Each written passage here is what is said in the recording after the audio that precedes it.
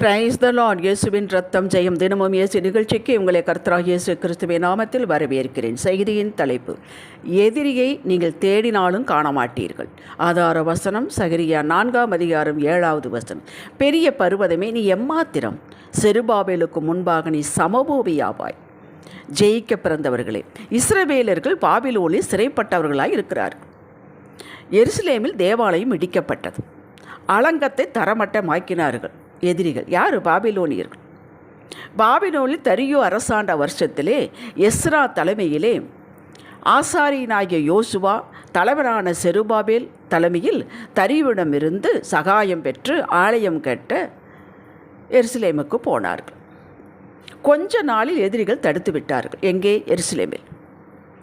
இதன்பின் கோரேஸ் பாபிலோனில் அரசாண்ட போது மீண்டும் ஆரம்பித்து கட்டுவதற்கு அதே ஆட்களையும் மற்றும் யூதர்களையும் கோரேஸ் அனுப்பிவிட்டு பொருட்கள் மற்றும் எல்லா உதவிகளும் கொடுத்து அனுப்பினார். இனி கட்டுவதை எவனும் தடுக்கக்கூடாது என்று கட்டளையிட்டான் கோரேஸ். ஆம், கோரேஸ் ராஜாவுடைய ஆவியை கர்த்தர் எழுப்பினார். அவன் பிறப்பதற்கு முன்பாகவே தீர்க்க தரிசனம் உரைக்கப்பட்டது. அதே போல மோசே நியாயப்பிரமாணம் சொல்லியபடியே கட்டி முடிக்கப்பட்டது. பலிபீடங்கள், பிரகாரங்கள், மகாபெரிய வாசஸ்தலம் எல்லாம் சொல்லியிருந்தபடியே கட்டி முடித்தார்கள். இது வரலாறு. இன்று இது நம் வாழ்க்கையில் எங்கனம் பொருந்துகிறது. என்ன சொல்ல வருகிறார் ஆவியானவர்? வசனத்தில் சொல்லப்பட்ட செருபாபேல் நீங்களும் நானும் தான். ரட்சிக்கப்பட்டு விட்டோம். இந்த பெரிய பர்வதமே என்பது தடைகள், தடுப்பவன். கர்த்தர் எப்படி குடும்பத்தை அமைத்து நடத்த வேண்டும் என்று சொன்னாரோ அப்படியே செய்ய நாம் விருப்பம் கொண்டு கணவன், மனைவி, பிள்ளைகள் இவருடைய உறவுகள் எப்படி இருக்க வேண்டும், கர்த்தருக்குள் எப்படி பிள்ளைகளை வளர்ப்பது, கர்த்தருக்குள் எப்படி உறவில் நிலைத்திருப்பது, இதையெல்லாம் வசனத்தின்படி நமக்கு சொல்லி காட்டினபடி கற்றுக் கொடுத்தபடி நாம் நடத்தலாம் என்று ஆரம்பிக்கும் போது சாத்தான் தடைகளை போட்டு நம்மை அப்படியே ஸ்தம்பித்து நிற்க வைக்கிறான். இதற்கு முன்பு ஒரு செய்தியில் நாம் பார்த்திருக்கிறோம். நெகேமியா அலங்கம் கட்டுவதில் அவன் அலங்கங்கட்டு பணி ஆரம்பிக்கும் போது அங்கே எருசலேமில் தான் எழுப்பினார்கள் எதிரிகள். சன்பல்லாத், தொபியாக் இவர்கள் தடைகள். இவர்கள் பெரிய பர்வதம் போல நின்றார்கள். இதன் மத்தியிலும் 52 நாட்களில் அலங்கம் கட்டி முடிந்ததையும் நாம் தியானித்திருக்கிறோம். அப்படித்தான் எங்கே போனாலும் சில சன்பல்லாத்துக்கள், தொபியாக்கள் இருப்பத்தான் செய்வார்கள். அவர்களை பற்றி நமக்கு கவலையே இல்லை. என்ன பிரச்சனை என்றால், இந்த சன்பல்லாத்துக்கள், தொபியாக்களையே நாம் சிந்தித்து கொண்டிருக்கிறோம். அதனால தான் நம்மளால் நகர முடிவதில்லை. ஆண்டவர் இதையெல்லாம் என்னிடம் விட்டுவிடு என்கிறார். துன்மார்க்கனுக்கு வாழ்வு இல்லை. துன்மார்க்குடைய வழி அருவருப்பானது, அவன் வழி அருவருப்பானது, அவனுடைய ஆலோசனை அருவருப்பானது என்று வேதத்தில் சொல்லப்பட்டுள்ளது. அதை நான் பார்த்து கொள்கிறேன் என்று தான் சொல்கிறார். அவர் நான் பார்த்து கொள்கிறேன், என்னிடம் விட்டுவிடு என்று சொன்னாலும் நாம் இதை தியானித்து சோர்ந்து போகிறோம். அப்படித்தான் எதையெல்லாம் நாம் ஒழுங்கும் கிரமமாய் செய்ய வேண்டும் என்று தியானித்து ஆராய்ந்து பின் முடிவெடுத்து செயல்படும் போது இப்படிப்பட்ட தடைகள் வந்து நிற்கும். மலைகள் போல, பெரிய பர்வதங்கள் போல, இவைகளை தாண்டி நகர்த்து விட்டு செய்யவே இயலாது என்பது போல பூமியும் வானத்தை இணைத்து நிற்பது போல நிற்கும்.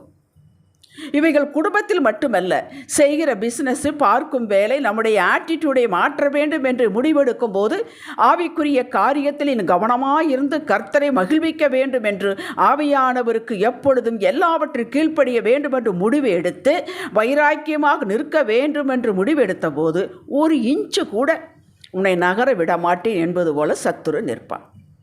இது எல்லாருக்கும் உண்டுங்க. எல்லாருடைய வாழ்வில் உண்டு. ஜெயிக்கிறவர்கள் ஜெயிக்கிறார்கள். எப்படி ஜெயிக்கிறார்கள்? அவர்கள் தடைகளை பார்ப்பதில்லை, அந்த மலைகளை பார்ப்பதில்லை, அவற்றை எல்லாம் ஆண்டவரிடம் தள்ளிவிடுகிறார்கள். இந்த நகராத மலை போல இன்றைய செய்தி, அவனை பார்த்து பயப்பட வேண்டாம் என்று கர்த்தர் சொல்கிறார். அவன் உங்களை பார்த்து பயப்படும் நாட்கள் வந்துவிட்டது.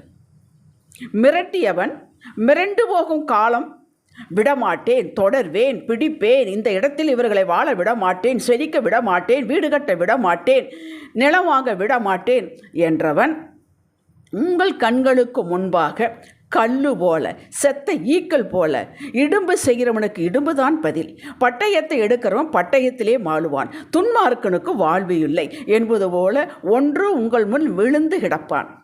அல்லது துரத்துவார் இல்லாமல் ஓடியே போவான். நீங்கள் தேடினாலும் அவர்களை காண மாட்டீர்கள். வேதம் சொல்லுகிறது. உங்களுக்கு 3 எடுத்துக்காட்டுகள் சொல்லுகிறேன். அதே தான் எல்லாருக்கும். நீங்கள் பயப்படவே கூடாது. இஸ்ரவேலிலிருந்து புறப்பட்டு வருகிறார்கள். எகிப்திலிருந்து மன்னிக்க வேண்டும், எகிப்திலிருந்து இஸ்ரவேலுக்கு புறப்பட்டு வருகிறார்கள். பார்வோன் துரத்தி கொண்டு வருகிறார். இவர்கள் செங்கடலுக்கு முன்பாக வந்து நிற்கும் பொழுது பின்னாடி பார்வோன், முன்னாடி செங்கடல். இதையெல்லாம் உங்களுக்கு தெரிந்திருந்தாலும் மறுபடியும் சொல்லுகிறேன், ஞாபகப்படுத்துகிறேன். மோசே கோலை நீட்டியவுடன் கடல் 2ஆக பிளந்தது. அடியிலே தரைமட்டம், 2 பக்கம் தண்ணி நின்றது, ஐஸ் கட்டி போல. இவர்கள் நடக்கிறார்கள், கடகட கடகட நடந்து எல்லாம் போகிறார்கள். திரும்பி பார்த்தால் அவனும் வருகிறான்.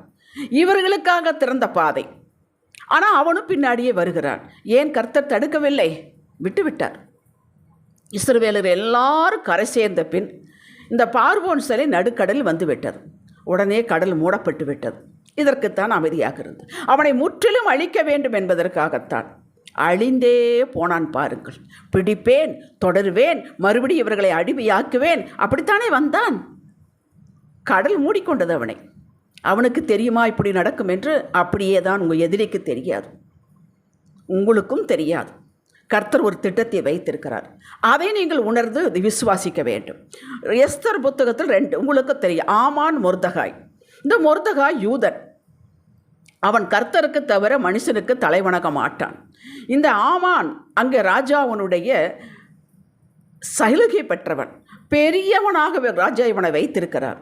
மொர்தகாய் வணங்கவில்லை என்பதற்காக யூத குலத்தையே அழிக்க வேண்டும் என்று திட்டமிட்டு விட்டான்.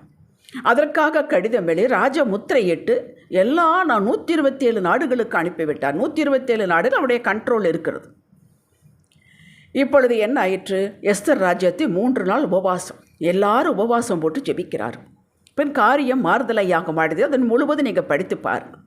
ஆமான் என்ன பண்ணினா? மொர்தகாயை தூக்கில் போட வேண்டும் என்று தூக்கு மரம் செய்தான். இப்பொழுது ராஜாத்தி போய் ராஜாவிடம் நின்று இந்த கதையெல்லாம் சொல்லும் பொழுது அவர் ஆமானை தண்டிக்கிறார், மொர்தகாயை உயர்த்துகிறார். இவன் யாருக்கு தூக்கு, மொர்தகாய்க்காக தூக்கு செய்தான் அல்லவா, அதே இதில் தூக்கு போடப்பட்டான். காரியம் மாறுதலையாக முடித்தது. மொர்தகாய் உயர்த்தப்பட்டான். கேட்டீர்களா? அந்த பெரிய பர்வதம் எம்மாத்திரமாயிற்றென்று. அப்சலோம் தாவீது, தாவீது அப்பா, அப்சலோம் மகன். அப்சலோம் என்ன செய்தான்? தாவீதுடைய ராஜ்யத்தை பிடிக்க வேண்டும் என்று திருட்டளவாக கன்னிங்காக சில ஆட்களை சேர்த்து கொண்டு தான் ராஜா என்று பிரகடனப்படுத்தி கொண்டார். இதை கேள்விப்பட்டவுடன் தாவீது தன்னுடைய ஆட்களோடு அழுது கொண்டே போய்விடுகிறார். ஏன்னா இவனோடு பிரச்சனை பண்ண முடியாது, நம்மளை கொன்று விடுவான் என்று. கொஞ்ச நாள் கழித்து யுத்தம் வந்தது. அப்சலோம் வானத்துக்கும் பூமிக்கு நடுவு தொங்கினான், அந்த மரத்தில். அவனுடைய முடி சிக்கி கொண்டது, வெட்டுண்டு போனான். பார்த்தீர்களா? தகப்பனுக்கு எதிர்த்து நின்றவனுக்கு கதி என்ன ஆயிற்று? நீங்கள் எங்கே வேணாலும் எங்கள் வேதத்தை வாசித்து பாருங்கள். ஆண்டவருடைய பிள்ளைக்கு, வேதம் வாசிக்கிறவனுக்கு, கர்த்தரை தொழுது கொள்வனுக்கு எதிராக புறப்பட்டால் இதுதான் கதி. பாடம் புகட்டுவார். ஏன் இப்படிப்பட்டவர்களை உடனடியாக கர்த்தர் அழிப்பதில்லை என்றால், ஒன்று இவர்களுக்கு காலம் அவகாசம் கொடுக்கிறார் திருந்துவதற்காக. நமக்கும் காலம் அவகாசம் கொடுக்கிறார். ஒரே காலம்தான் அவர்கள் திருந்துவதற்கு. நமக்கு என்னவென்றால், நாம் சுய பலன் கொண்டு எதிர்க்கிறோமா அல்லது கர்த்தரிடம் விட்டுவிட்டு, யுத்தம் கர்த்தருடையது என்று விட்டுவிட்டு, யார் மீது எந்த கசப்பும் வெறுப்பும் வைக்காமல் இப்படி நடக்க வேண்டியதாக இருக்கிறது. இவைகளை நீக்கி கர்த்தர் என்னை முன்னேற வைப்பார் என்று முடிவெடுத்து நம் காரியங்களை பார்க்கிறோமா என்பதற்காகத்தான். இல்லை நாமே ஏதோ முயற்சி எடுத்துக்கொண்டு அவனை துரத்துகிறோமா, இல்லது அவனையே நினைத்து கொண்டிருக்கிறோமா, அந்த தடைகளையே நினைத்து கொண்டிருக்கிறோமா, கர்த்தரை நினைக்கிறோமா? இதற்கு நமக்கு காலம் கொண்டு 2 பேருக்கு ஒரே காலம்தான். நம்மை காப்பாற்றுவேன் என்றும், துன்மார்க்கனோடு நீ போராடாதே, நான் அவனை கவிழ்த்து போடுவேன் என்று எத்தனையோ வசனங்கள் உண்டு. இந்த வார்த்தைக்கு கீழ்ப்படுகிறோமா என்பதை பார்க்கிறார். பெரிய பர்வதங்களை சடுதியாய் பேர்க்கிறார். தமது கோபத்தில் அவளை புரட்டி போடுகிறார் என்று வேத வசனம் சொல்லுகிறது. யோபு 9:5. நீதிமானை தொட்டால், வேதம் வாசிக்கிறவனை தொட்டால் என்ன நடக்கும் என்பதை யாவரும் பார்க்கும் வண்ணம் காட்டுவார்.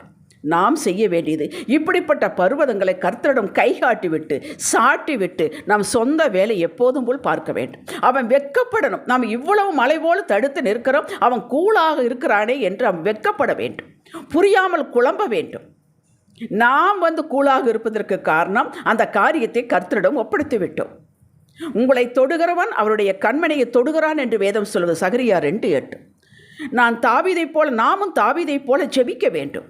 உம்முடைய அதிசயமான கிருபையை விளங்க பண்ணும் ஐயா, கண்மணி போல் என்னை காத்திருளும் என்று கேட்க வேண்டும். சங்கீதம் 17:7-8. ஜெபிக்க வேண்டும். ஜெபித்து இன்னும் கூட்ட வேண்டும். நம்பிக்கை இன்னும் கூட்ட வேண்டும். மிகவும் கூலாக இருக்க வேண்டும். அதுதான் நாம் அவரை நம்புவதற்கு அர்த்தமாகும், அத்தாட்சியாகும், சாட்சியாகும். நான் நம்முடைய ஸ்தானத்தில் இருக்க வேண்டும். நம் வேலையை பார்க்கும்போது நீதிமொழிகள் 28:1 சொல்லுவது போல, ஒருவனும் தொடராதிருந்து துன்மார்க்கன் ஓடிப்போகிறான். அவனுக்கு பயம் பிடிக்கிறது. யாரும் அவனை துரத்துவார் இல்லை. அவனுக்குள்ளேயே ஒரு பயம், ஓடிப்போகிறான். நீதிமான்களாகிய நீங்களும் நானும் சிங்கத்தைப் போல நிற்கிறோம் என்று வேதம் சொல்லுகிறது. அப்படி நம்முடைய எதிரிகளை நாமே எதிரக்கூடாது. அதற்கு கர்த்தர் இருக்கிறார். தள்ளிவிட வேண்டும். பிரச்சனைகள் அவரிடம் தள்ளிவிட வேண்டும். அப்படித்தானே வேதம் சொல்லுகிறது. பிலிப்பியர் 4:6-7 வாசித்து பாருங்கள். 1 பேதுரு 5:6-7 வாசித்து பாருங்கள். இதைத்தான் சொல்லுகிறார். என்னிடம் விட்டுவிடு, என்னிடம் விட்டுவிடு என்று. நாம் அவரிடம் விட்டு விடுகிறோமா? விட்டு மறுபடியும் எடுத்துக்கூட நாமே செய்கிறோமா என்பதை பார்க்க வேண்டும். பெரிய பர்வதங்களானாலும் சரி, மலைகளானாலும் சரி, அவருக்கு முன்பாக உருகி ஒன்றுமில்லாமல் போய்விடும், சமபூமி ஆகிவிடும். உங்களுக்கு முன் எதிரி அப்படியே கீழே விழுவான் அல்லது காணாமல் ஓடி போய் விடுவான். நம்புங்கள், ஒருவர் உங்களை தடுக்க முடியாது. உங்கள் முன்னேற்றத்தை ஒருவனும் தடுக்க முடியாது. ஜெபிக்கலாம். தடைகளை நீக்கி தங்கு தடையில்லாமல் தெளிந்த நீரோடையைப் போல நடத்தும் ஐயா, உங்கள் வார்த்தையின்படி இயேசுவின் நாமத்தில் பிதாவே, ஆமேன். இன்றைய சிந்தனைக்கு, தடையும் பார்க்க மாட்டேன், தடுப்பவனையும் பார்க்க மாட்டேன், கைபிடித்து நடத்துகிறவரையே நான் பார்ப்பேன். ஆமேன். அல்லேலூயா.